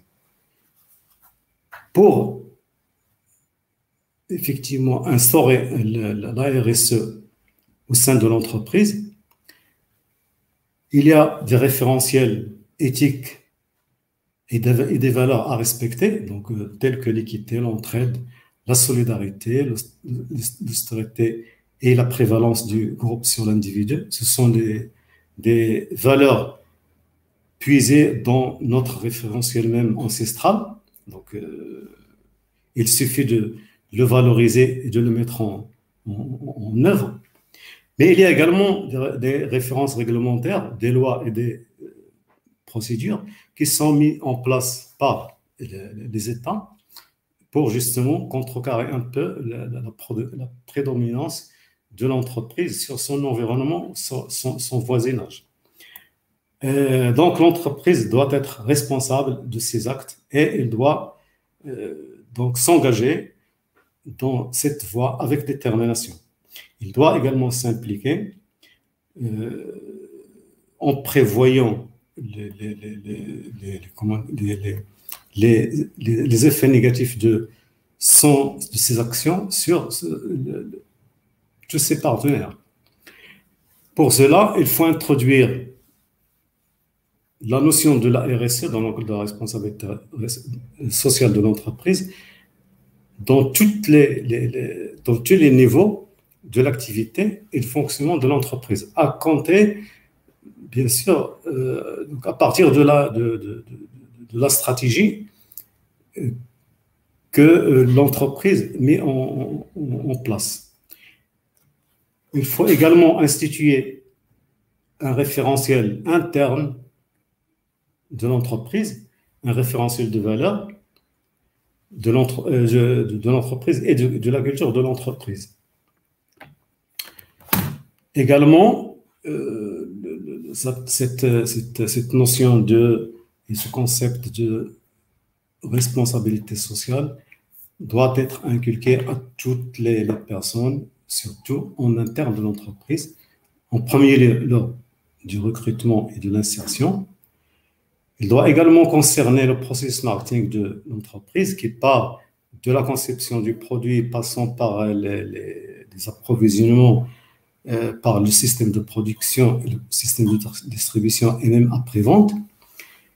Il doit également être tenu de cette responsabilité dans la gestion des relations clients de l'entreprise et également de toutes ses relations publiques. Bien sûr, le processus de production ou de service selon la nature de l'entreprise doit être imprégné par cette notion de responsabilité sociale de l'entreprise. Au Maroc, donc, puisque nous sommes dans une période pratiquement post-Covid, la situation actuelle, surtout la situation des droits au Maroc, a connu quand même une certaine évolution depuis pratiquement 2 décennies. Il y a beaucoup d'acquis qu'il faut consolider. En premier lieu, il y avait la reconnaissance identitaire, donc c'est un droit que notre pays a acquis depuis pratiquement 20 ans. Il y a l'équité, la réconciliation, donc c'est une réconciliation avec notre passé, un passé qui était quand même considéré comme un peu perturbant, un peu violent. Il y a une réconciliation entre les générations. Il y a le programme de l'ENDH, c'est également un programme qui est destiné à l'évolution, le développement humain. Il y a la Moudawana, il y a le droit du consommateur et il y a la Constitution de 2011 qui est un peu, disons, englobé tout cela. Et en dernier lieu, nous avons le nouveau modèle de développement qui constitue actuellement une référence et une feuille de route, bien sûr, après quelques, disons, rectifications à apporter suite à différentes anomalies notées par certains de nos chercheurs. Alors, le Maroc post-Covid doit donc être abordé avec un peu plus de détermination, car au Maroc, nous avons déjà des assises juridiques consistantes, une réglementation modernisée, une prise de conscience individuelle et collective suivie de revendications. Il y a un décollage économique qui est déjà entamé avec une diversification importante d'activités et de métiers. Et il y a une tolérance et une ouverture sur l'international. Avec tout cela, il faut tenir compte des effets de la période Covid. Donc, il y a des effets positifs qu'on ne peut pas négliger, mais malheureusement, il y a d'autres effets négatifs auxquels il faut faire face. Concernant les effets positifs, on peut noter qu'il y a un certain renforcement, plus un renforcement de certaines activités, une révélation de dysfonctionnement et de dysfonction et de fragilité, voire même de vulnérabilité dans certains secteurs, donc auxquels il faut trouver des remèdes. Concernant les effets négatifs, il y a un affaiblissement, un terrassement même, voire même un anéantissement de certains secteurs. Là, effectivement, il y a des dégâts pour lesquels on ne peut rien faire. Donc, il faut aller avec ce que nous avons. Donc, alors, au niveau de l'entreprise, comment elle va vivre donc l'institution de sa responsabilité sociale? Il faut instituer les bonnes pratiques, donc l'honnêteté, la transparence et l'équité. Il faut bannir les préjudices tels que la rente, le mensonge, l'injustice et la fraude, valoriser le travail humain et s'ouvrir sur son environnement. Alors, également, l'entreprise qui veut réussir son adhésion à l'insertion dans son adhésion à la responsabilité sociale, doit honorer ses engagements, respecter et protéger les droits de ses partenaires, respecter la déontologie de sa profession, respecter la réglementation nationale et internationale. Penser la RSE transversalement, donc à tous les niveaux de sa structure et de son fonctionnement, du niveau stratégique jusqu'à l'opérationnel, instituer une charte de déontologie et créer une veille pour l'évolution des droits, contrôler les pratiques décisionnelles et opérationnelles, et s'il arrive à combiner tout cela, il peut donc se targuer de se certifier ISO 26000, car c'est la norme qui est réservée à la certification de la responsabilité sociale de l'entreprise.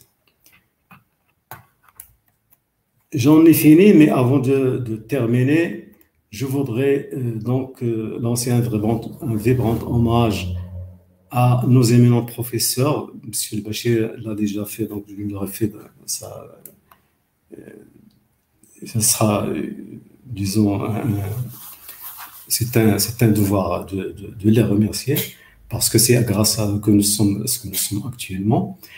Je salue également tout le staff de la direction, depuis M. Narmon jusqu'à Mme Biez, en passant par tous les autres, bien sûr.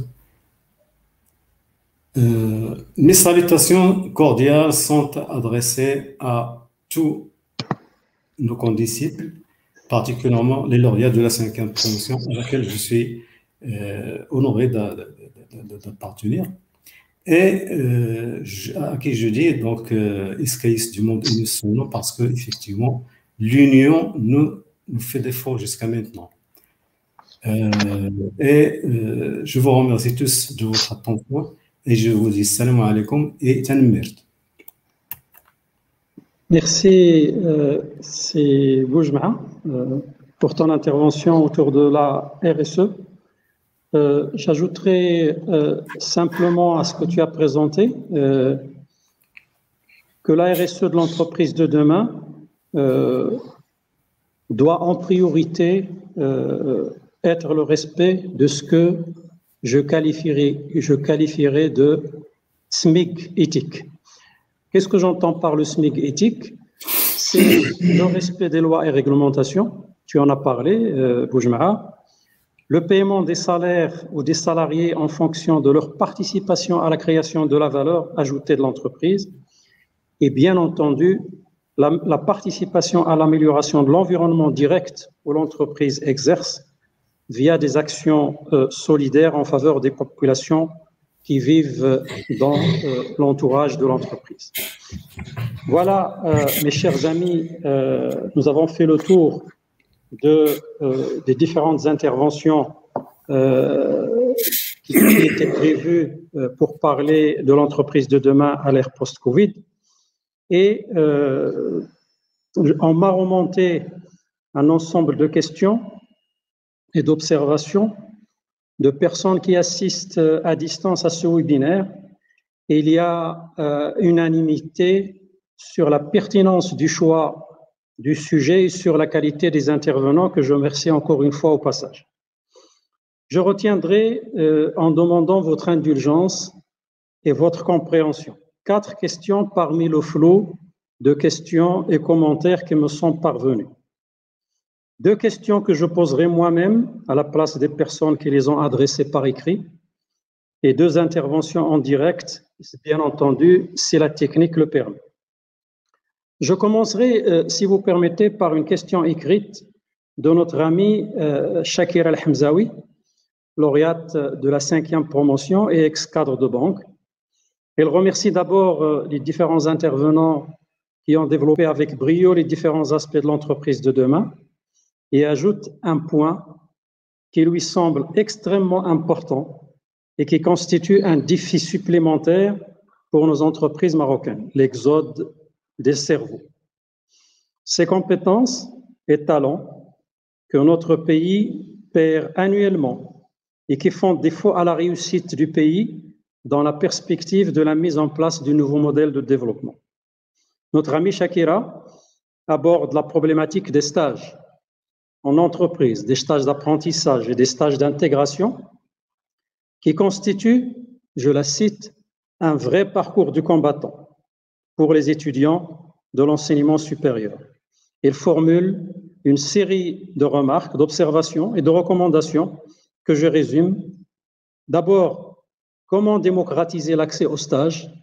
Et deuxième recommandation, comment assurer un meilleur encadrement des stagiaires au niveau des entreprises? Voilà pour cette première question. Et je ne sais pas si on a avec nous Si Abdelrahman Atfi, lauréat de la 8e promotion de l'ISCAE, entrepreneur et acteur associatif, qui voudrait intervenir sur un des thèmes ou un des aspects abordés par nos amis intervenants. Si Abdelrahman, à toi la parole. Merci les amis, j'ai particulièrement ému de voir le niveau que vous avez mis sur ce webinaire et qui d'autre part tout à fait normal pour les lauréats de l'ISCAE qui fête bien sûr ces 50 années que nous célébrons aujourd'hui. Mon intervention va être courte, c'est beaucoup plus un témoignage et donc d'entrepreneurs qui comme l'a dit notre ami Bachir, donc j'ai presque une quarantaine d'années dans un secteur et je fonctionne assez bien sur ce secteur-là qui est le textile-habillement que j'ai parcouru. J'ai connu beaucoup d'industriels, beaucoup de choses qui évoluent dans ce secteur. Et par rapport aux questions que vous avez pour aujourd'hui, si je devais me projeter ce secteur qui fait partie des secteurs retenus par notre pays pour son développement, pour les 50 prochaines années, quelle serait notre place?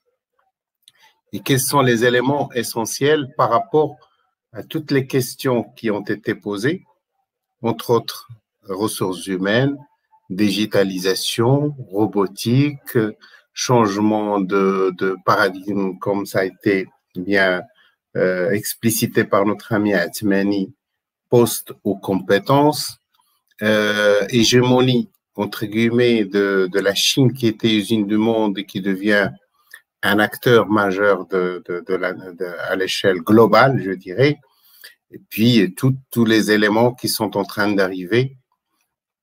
Je pense que sur certains secteurs, les besoins humains vont rester, nourrir, et puis s'habiller, et puis d'autres, tout ce qui est service autour de l'homme. Et donc, on a la chance, avec un certain nombre de secteurs, d'être proche des besoins essentiels, même s'ils évoluent. Et donc, il faut bien sûr les subvenir. Une question m'interpelle avant d'aborder, disons, cette évolution ou cette projection ou cette vision à une cinquantaine d'années. C'est, est-ce que nous avons raté le coche quelque part? Est-ce que cette sous-traitance qui domine ce secteur, qui est pratiquement, je dirais aujourd'hui à 60%, 70%, liée à une chaîne de valeur où nous nous situons et où on apporte uniquement une partie de la production et donc vivable, il peut continuer? Non, je dis non. Et tout découlera bien sûr de cela. Je pense que nous avons la chance aujourd'hui, avec cette rupture qu'a apporté le Covid, d'avoir découvert que nous avons un marché national avec à peu près 40 millions de consommateurs, que notre secteur tourné à l'exportation ne subvenait pas. Donc, il s'autosuffisait lui-même avec des systèmes de production archaïques, artisanaux, non toujours donc informels, etc. Il faut déjà mettre à plat et remettre d'aplomb pour que ça fonctionne au moins normalement. Et ça peut contenir donc une valeur ajoutée, de l'innovation, de la mode, de la fashion, etc., qui peut donner la possibilité à beaucoup de personnes de trouver leur vie et disons, leur dignité de travail dans ce secteur. Le deuxième point, avec cette rupture également, on s'est vite rendu de difficultés sur le supply chain, puisque une grande partie des intrants arrivent aujourd'hui d'Asie. Avec l'usine du Monde, beaucoup de choses ont immigré de l'Europe et du Maroc et des autres pays pour se retrouver concentrés essentiellement en Chine, un peu en Inde et un peu au Pakistan et dans le giron chinois. Et donc, tout le monde se dit aujourd'hui, il faut relocaliser vite et retrouver une certaine indépendance pour pouvoir faire les produits que nous faisons aujourd'hui. Cette conscience s'est traduite par une volte-face de nos pouvoirs publics pour lesquels on avait demandé depuis quelques années la possibilité de faire une substitution et ils étaient très réticents. Donc aujourd'hui, tout le monde est aligné pour pouvoir travailler sur ça et les choses avancent. Lorsque j'ai parlé de la vision à 50 ans, je voulais dire que les problématiques disons de l'environnement durable pour faire les articles que nous faisons nécessitent certaines matières premières, essentiellement le coton et le polyester, la laine, etc. Tous ces matières, il y a des matières naturelles qu'on ne peut pas, développer indéfiniment, mais par contre, beaucoup de produits qui sont sur le marché aujourd'hui ou qui existent dans des stocks, etc., sont à recycler. Et le Maroc devrait impérativement devenir un acteur qui recycle ces matières à l'échelle mondiale et être un acteur là-dedans et toujours aujourd'hui possible encore, je dirais dans une année, 2 années, ça devrait plus l'être. Mais il faut pouvoir aujourd'hui s'ancrer sur cela, monter une industrie, une véritable industrie qui recycle tout, qui réfléchit à ce qu'on appelle une économie circulaire sur beaucoup de produits qu'on pourrait retrouver chez nous. Le deuxième élément, c'est les ressources humaines. Cette nécessité de formation, et je rebondis sur la question de notre ami Chakia par rapport au stage, où je dirais que nous devons nous inspirer des modèles de formation qui existent et qui sont les plus performants. Et ce, pour moi, pas uniquement de stage, mais c'est de l'alternance. Tout ce qui est donc formation avec alternance, c'est-à-dire c'est des périodes de travail et des périodes de travail dans les entreprises et des périodes de formation. Dès le départ. Et ils nous ont donné beaucoup de possibilités à travers une école dont je suis un des administrateurs, qui est l'ESIT, et qui nous permet aujourd'hui, à la fin du cycle, d'avoir à peu près 90%, 95% de toutes les personnes qui sortent qui sont complètement intégrées dans les entreprises, ce qui est exceptionnel. Je pense que c'est quelque chose qui peut répondre à la problématique des stages. Donc, les ressources humaines, on devrait être on devrait avoir des systèmes de formation qui nous permettraient d'avoir des compétences comme ça a été demandé par notre ami Laïsmani. C'est des formations qui permettraient des mindsets qui pourraient apporter de l'ouvrier ou de l'opérateur demain ou de quelqu'un qui va conduire un robot demain, etc., qui a la capacité de pouvoir s'adapter et s'améliorer et aller de l'avant. Un dernier point, c'est la gouvernance. Dans tout, c'est dans notre relation aujourd'hui et ça a été abordé par notre ami, le dernier intervenant, donc Sijma, c'est que la société, pour que une entreprise fonctionne bien, il faut qu'il y ait de l'écoute des deux côtés, du public et de l'entreprise elle-même. Mais cette écoute aujourd'hui, malheureusement, n'est pas toujours à l'heure avec nos gouvernants. Donc, on devrait devoir, avec ce débat aujourd'hui sur le nouveau modèle de développement, on espère que cette écoute sera là pour permettre aux entrepreneurs de pouvoir apporter leur élément à l'édifice et aller de l'avant. Merci Abdelrahman. Merci Abdelrahman pour ce complément, j'allais dire, c'est pas une question, mais en fait ce complément et surtout cette intervention de quelqu'un qui évolue dans le secteur depuis 40 ans, tu le disais, du textile et de l'habillement. Et je te remercie infiniment pour cette belle intervention, Abdelrahman. La deuxième question écrite qui m'est parvenue vient de Si Farid Bensari, lauréat de la 5e promotion de l'ISCAE et ex-cadre de banque. Si Farid pointe du doigt les mutations majeures qui vont marquer l'entreprise de demain et dont, je le cite, figure inéluctablement la digitalisation ou la transformation numérique. Cette démarche, en vue de booster la rentabilité de l'entreprise, place la transformation digitale au centre de ses préoccupations.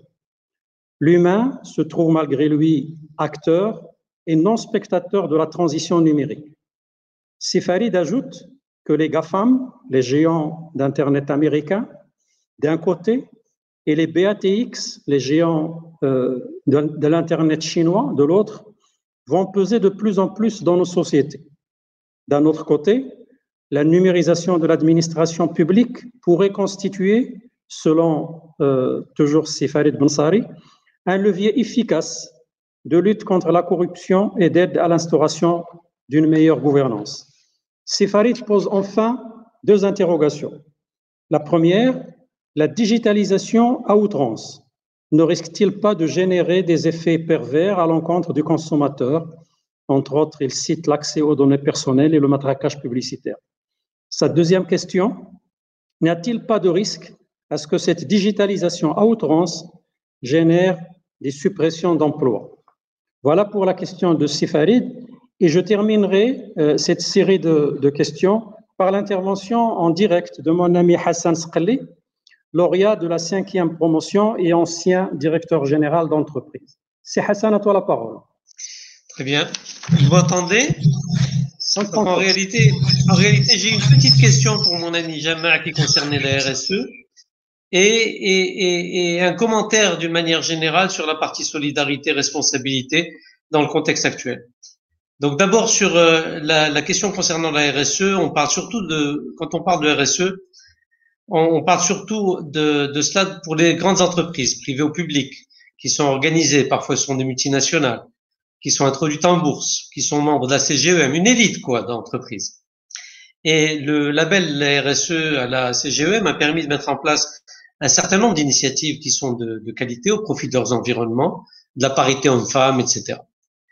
La Covid a fait énormément de dégâts et ce contexte nous oblige à faire plus et mieux en termes de solidarité. Donc ma question c'est de dire comment cette approche vertueuse de la RSE peut être démultipliée pour apporter ces valeurs de transparence et d'éthique au Maroc de demain. Voilà ma question. Et mon commentaire, j'irai de manière un peu large, je prendrai 3 minutes, si vous le permettez. Solidarité, responsabilité, transparence et éthique. Jamais on aura autant évoqué ces grands thèmes qu'en cette période de pandémie qui est propice aux réflexions, confinés chez nous devant nos écrans, inquiets pour nos familles, pendus aux lèvres de Monsieur Covid et des responsables locaux et mondiaux. C'est une période riche en leadership qui a montré la capacité du pays à conduire mieux que beaucoup d'autres ces moments de doute tranchant avec la lenteur précédente. Un fonds Covid de dizaines de milliards, rapidement constitué, des citoyens à l'écoute malgré la dureté de l'enfermement. Une distribution des secours à des millions de salariés et aux informels, les inconnus d'avant, sans gros couac. Ce fut une performance unique qui permet aujourd'hui d'avoir recensé énormément de personnes dans le besoin aussi bien dans le rural que dans l'urbain. Il s'ensuivirent de nombreux ratés de communication, malheureusement, jusqu'à cet autre moment unique dans lequel nous sommes aujourd'hui, qui est celui de la vaccination. Au-delà d'arriver à recevoir des vaccins, autant de vaccins malgré l'égoïsme des puissants, quel plaisir de vivre cette opération de vaccination sans passe-droit, le nanti côtoyant l'indigent. Après 15 mois de galère, nous voilà progressivement libérés, mais beaucoup restent sur le carreau, les inégalités s'accroissant à vue d'œil. Des centaines de milliers d'emplois ont été perdus. Dans un monde en pleine recomposition, les quelques initiatives industrielles, dont on a parlé d'ailleurs, et en faveur des startups, ne suffiront pas à combler les vides. Et nous n'aurons pas les mégafonds américains ou européens pour nous en sortir. La solution ne pourra venir que de nous. Beaucoup de nos valeurs ont été très chahutées ces dernières années. Les exemples charriés par les médias parlent plus d'escroquerie dans le bâtiment, de corruption, de délits d'initiés rarement sanctionnés. Face à ces détournements, les institutions de contrôle ne semblent pas opérationnelles. Ni l'instance anticoncurrence, ni l'anticorruption, ni la Cour des comptes, ni le Parlement, ni le quatrième pouvoir, qui semble ignorer des réalités que tous connaissent. Le pire est qu'on ne voit pas en cette veille d'élection arriver de nouvelles compétences susceptibles de redonner confiance en l'avenir ou d'inspirer la crainte. On revoit les mêmes figures en politique et une raréfaction des grands commis d'État. Certes, la généralisation de la couverture sociale est une très belle idée. On en a grandement besoin pour créer le lien entre l'élite et ceux qui les regardent. Cela passe par plus de volontarisme, plus d'équité, plus de sanctions, en nommant les meilleurs des patriotes sur les grands chantiers, que ce soit la santé, l'école, la justice, la gouvernance. Ce n'est pas en multipliant les lois ou les instances, agences ou autres SDL qu'on y arrivera. C'est plutôt en appliquant vite et mieux ce qui existe. Et nous, les anciens, les vieux, après 40 ans de loyaux services, essentiellement dans le privé, souvent salariés, taillables et corvéables à merci face à ceux qui n'ont pas payé le 10e. Nous pouvons encore apporter, nous les vieux, notre contribution, aussi bénévole soit-elle, pour laisser à nos petits-enfants, je ne parle pas de nos enfants, nos petits-enfants, un pays de valeurs retrouvées, de plus en plus conscient collectivement de nos atouts face à l'ancienne Europe, convaincu de la nécessité d'une société plus égalitaire que jamais. Voilà mon coup de cœur ou mon cri de cœur. Merci Hassan pour ce cri de cœur que nous partageons, qui est, j'allais dire, en plein dans les préoccupations de l'ensemble des lauréats de l'ISCAE, pas uniquement de la promotion, de la 5e promotion. Alors, je ne sais pas si les différents intervenants voudraient en 2 minutes réagir par rapport à ce qui a été dit avant de clôturer. S'il vous plaît, je voudrais commencer par Tawfiq Arqibi, mais vraiment Tawfiq en 2 minutes. Rapidement, je suis tout à fait d'accord avec les interventions des collègues et les questions qui ont été posées. Elles sont totalement pertinentes.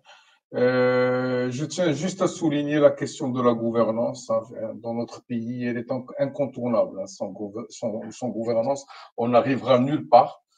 Donc, c'est un grand déficit que nous avons à combler et c'est une condition sine qua non pour la réussite de toute stratégie de développement tournée vers le futur. La question africaine que tu as citée, elle est également importante, certes. Je vois l'Afrique comme un partenaire, comme un allié. Je vois l'Europe, la Chine et l'Amérique comme des partenaires et des alliés sur le plan de la technologie, de la science, sur le plan des nouveaux modèles, sur le plan du numérique. Et donc, peut-être que pouvons-nous nous transformer en plaque tournante pour aider aussi les Africains dans ce domaine-là. C'est tout ce que j'ai à vous dire par rapport à... Merci beaucoup, c'est offert. Mustafa, en 2 minutes également, si tu as une réaction. Tu m'entends là? Vous m'entendez? Oui. C'est bon. Non, je voulais juste remercier notre ami Shakira qui a évoqué la problématique évidemment des difficultés que nous trouvons de plus en plus pour les étudiants, les stagiaires au niveau des entreprises. Nous savons tous que le facteur humain est au cœur de toute transformation sociétale ou technologico-économique. Et j'ajouterais que la situation aujourd'hui au niveau de l'enseignement général et au niveau de l'enseignement supérieur est très inédite du moment que nous avons été bousculés par cette rupture technologique. Donc, nous avons été obligés d'adopter le numérique et le distanciel dans nos modes de fonctionnement sans que les moyens suivent. Donc, effectivement, l'enjeu pour qu'on puisse préparer les générations du futur, qui doivent être des générations de talent, comme l'a dit Othmani, nécessite une véritable mobilisation. Le facteur humain est au centre de tout processus de développement. Et je pense que le Maroc devrait prendre les choses très au sérieux à ce niveau-là, parce que moi, en tant qu'acteur de la formation et de l'enseignement, au quotidien, je constate énormément de déphasage entre ce qu'on devrait faire et ce qu'on est en train de faire. Et donc, j'ai bien peur que ce gap entre ce que nous sommes en train de faire et ce qui devrait être fait pour nous préparer au challenge du futur, j'ai bien peur que ce gap ne continue à se creuser. Merci. Je te remercie, Mustafa. Et j'irai chez mon ami Boujma Achouro s'il veut réagir par rapport aux questions, aux interrogations qui ont été posées. En 2 minutes, Boujma. Oui, c'est le Bachir, effectivement. Bah déjà, j'ai une question à laquelle je devais répondre, c'est celle de CSN. Je ne sais pas si c'est une question ou si c'est une réponse, parce qu'elle a déjà répondu à tout. Donc, concernant le problème humain au Maroc et dans tout le monde de façon générale, même sans Covid, il fallait donc trouver des solutions à tous nos problèmes humains. Donc, les inégalités, le manque de formation, le manque d'intérêt, sont des mots qui rongent effectivement notre société et auxquels il faut trouver des solutions telles que proposées par CSN lui-même, il en a déjà proposé plusieurs, et telles qu'abordées par les autres intervenants, même si je n'ai pas assisté, malheureusement, pour des raisons de problèmes techniques, à toutes les interventions valeureuses, d'ailleurs, de nos amis. Je dirais seulement que, comme a dit Hassan, contrairement à ce qu'il a dit, la RSE ne concerne pas uniquement les grandes entreprises, les entreprises cotées, la CGM, etc. Non, elle concerne toutes les entreprises, sinon il n'aura pas d'effet. C'est-à-dire, ces effets seront beaucoup limités. Il n'y a pas que au niveau des grandes entreprises ou des entreprises qui sont cotées ou là de la CGM que le problème humain existe. Il existe dans toutes les entreprises, quelle que soit leur catégorie, quels que soient les secteurs, quelle que soit la nature d'activité. Donc, des solutions, on les entend, on les voit, on les écrit, etc. Mais le problème, ce n'est pas une question de manque de solution, mais c'est une volonté, c'est le manque de volonté de les appliquer. Les solutions, elles existent. Il suffit d'être juste, de vouloir la justice, d'avoir ce qui manque malheureusement à beaucoup de nos responsables, c'est-à-dire l'amour du proche, l'amour de la patrie, l'amour de la justice. C'est ce qui manque. Donc, c'est une question politique, c'est une question aussi parfois de référentiel de notre société qui, il faut le dire, beaucoup d'entre nous aiment la rente, aiment ce qui est facile, ce qui ne coûte pas grand-chose. Et si nous arrivons à nous débarrasser de tous ces mots, effectivement, nous allons de l'avant. Et j'espère que nos responsables, ils sont bien sûr conscients. Il suffit qu'ils aient une volonté politique d'aller de l'avant et de participer au changement qui est inéluctable. Voilà. Merci beaucoup, Boujma. Dernier intervenant en réaction aux différentes interrogations, c'est Hamid Othmani, en 2 minutes, s'il te plaît. Merci, Sil Bachir, et merci à l'ensemble des intervenants sur leur précieuse contribution. Moi, je voudrais revenir sur un point qui était évoqué tout à l'heure et qui touche la question de la fuite des cerveaux. Alors, est-ce qu'il s'agit de quelque chose qui est d'alarmant? Est-ce qu'on doit s'inquiéter? Ou est-ce qu'il s'agit d'un phénomène normal, difficile de trouver des statistiques, mais en tout cas, ce qu'avait cité c'est Hamzazé récemment, c'est que le Maroc perd l'équivalent de 600 ingénieurs. Donc, lorsqu'on parle que de la population ingénieur par an, hein, ne parlons pas des médecins, ne parlons pas des autres corps de métier, parce que ça peut toucher aussi la restauration. La fuite des cerveaux ne concerne pas uniquement les cols blancs ou véritablement les métiers d'expertise, mais ça touche l'ensemble de la chaîne de management. Ce que je peux dire, c'est qu'aujourd'hui, le marché de l'emploi, à l'instar de l'ensemble des marchés, il est en train de se mondialiser. C'est-à-dire, on ne peut pas aujourd'hui clouer au sol, effectivement, des acteurs qui sont intéressés par des annonces qui paraissent à Dubaï ou en Amérique du Sud ou dans un autre continent. Mais aussi, le Maroc doit développer aussi une stratégie pour attirer également d'autres compétences et pour attirer effectivement d'autres cerveaux et d'autres cadres au niveau d'autres pays. Il y a une initiative qui a été lancée par le ministère de la Santé récemment et qui permet effectivement aux médecins des pays de l'Afrique de l'Ouest et d'autres effectivement de pouvoir intégrer la fonction publique et d'opérer au niveau des CHU et au niveau des hôpitaux. Donc, je pense que c'est un marché global où il y a une offre, où il y a une demande. On ne peut pas être compétitif sur les salaires par rapport à ce qui se passe dans le monde, et c'est une course perdue parce que bon, voilà, c'est pas le même environnement, c'est pas le même contexte, mais il y a lieu d'investir au niveau de nos universités, au niveau de notre tissu scolaire, et d'attirer effectivement des étudiants venant d'autres pays. Et ces étudiants peuvent représenter une bonne pépinière et un bon potentiel que nous pouvons garder s'ils trouvent leur intérêt pour rester au Maroc, ou qui peuvent être effectivement des ambassadeurs au niveau de leur pays pour développer leurs échanges avec le Maroc une fois sur place, notamment dans des postes de responsabilité. Merci. Merci c'est Hamid. Nous arrivons à la fin de ce webinaire consacré à l'entreprise de demain, à l'ère post-Covid. Cette entreprise, je le rappelle, sera sociale et mettra l'humain au centre de ses intérêts. Elle sera numérique, digitale et sera éthique et solidaire. Cette entreprise de demain évoluera dans un environnement certes porteur de grandes opportunités, essentiellement dû aux transformations des chaînes de valeur, dont un certain nombre de mes amis ont parlé, mais environnement difficile et incertain. C'est Taoufiq le disait, chacun de ces thèmes nécessite à lui seul un webinaire.